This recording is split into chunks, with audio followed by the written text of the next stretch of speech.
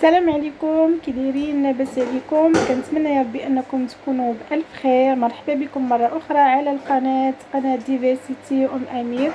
في هذا الفيديو غادي نشارك معكم طريقه مبسطه في تحضير بلفاف العيد بابسط طريقه، خاصه المبتدئات واللي اول مره غادي يحضروا البلفاف ديال العيد. كنتمنى ان الفيديو ينال اعجابكم وتستافدوا معايا. واللي اول مره غادي يشاهد القناه ما ينساش الاشتراك وتفعيل الجرس باش يوصلكم جديد القناه. فرجه ممتعه. من بعد الذبيحه مباشره كناخذوا الشحمه وكنعلقوها باش تنشف لينا مزيان وتجينا مزيانه في البلفاف. ومن بعد بطبيعه الحال ما غسلنا الكبده والريه والقلب والطيحه غسلناهم مزيان.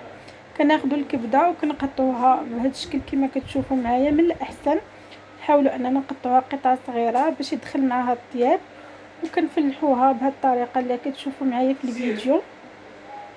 نفس الطريقه كنديروها مع الريه. وفي هذا الاثناء حطيت المجمر ديالي كيوجد وشعلت على الفاخر.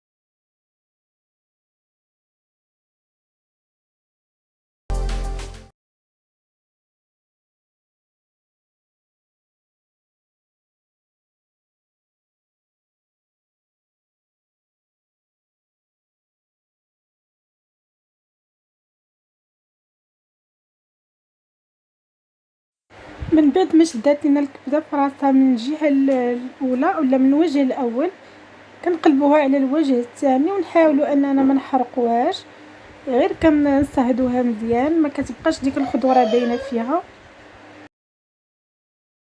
من بعد ما شدات الكبده في راسها كنحيدوها من الشوايه وغادي ندوزو باش نديرو الريه بنفس الطريقه.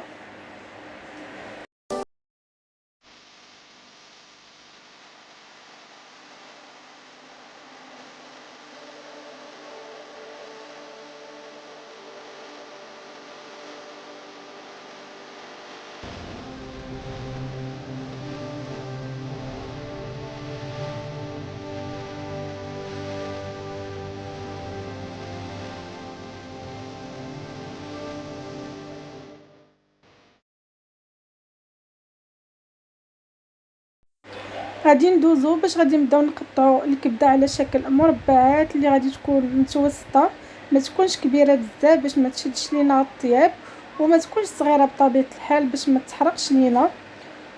وبالنسبه للقطع اللي غادي نلقاوها ما ناشفاش من الداخل غادي نخليوها على جنب حتى نردوها مره اخرى على الفاخر. ونفس الطريقه غادي نطبقوها على الريه.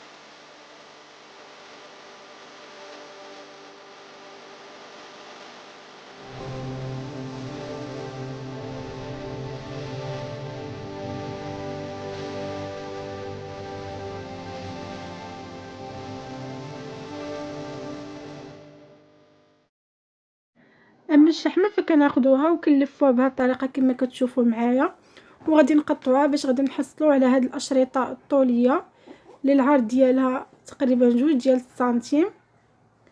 نحاولوا اننا ناخذ غير الشحمه الرقيقه، ما نديروش الشحمه الغليظه لانها فيها دهون بزاف، وبطبيعه الحال حتى في المجمر كدير لنا العافيه بزاف وكدير لنا الدخان. من بعد ما وجدنا هاد الاشرطه غادي ندوزو باش غادي ناخذوا الريه ديالنا والكبده، وغادي نبداو نديروا لهم التوابل اللي هي عباره على الكمون، الملحه والبزار والقزبر يابس.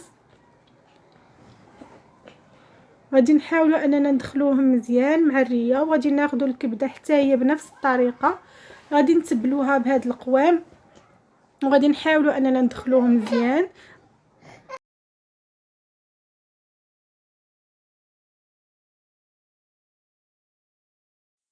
غادي ناخذوا الشحمه وغادي ناخذوا الكبده والريه، وغادي نبداو كنلفوا ما بين لفتين حتى 2 لفات حتى غادي نكملوا الكميه اللي محتاجين ليها، وغادي نحتفظوا بالباقي.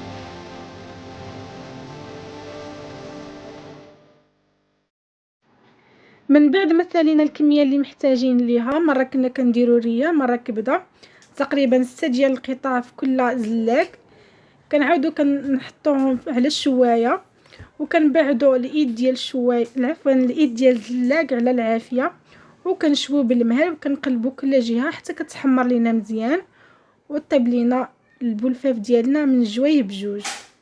هذا هو الشكل النهائي ديال البلفاف من بعد ما شويناه. كنعاودوا نضيفوا الكمون والقزبر والقليل من الملح. كنتمنى ان الفيديو ديال اليوم ينال اعجابكم، واذا كنتوا اول مره غادي تشاهدوا القناه ما تنسوش الاشتراك وتفعيل الجرس باش يوصلكم جديد القناه. كنشكركم على المشاهده، وكنتمنى ان نلقاكم دائما في احسن الاحوال ان شاء الله. الى فيديو قادم، دمتم في رعايه الله.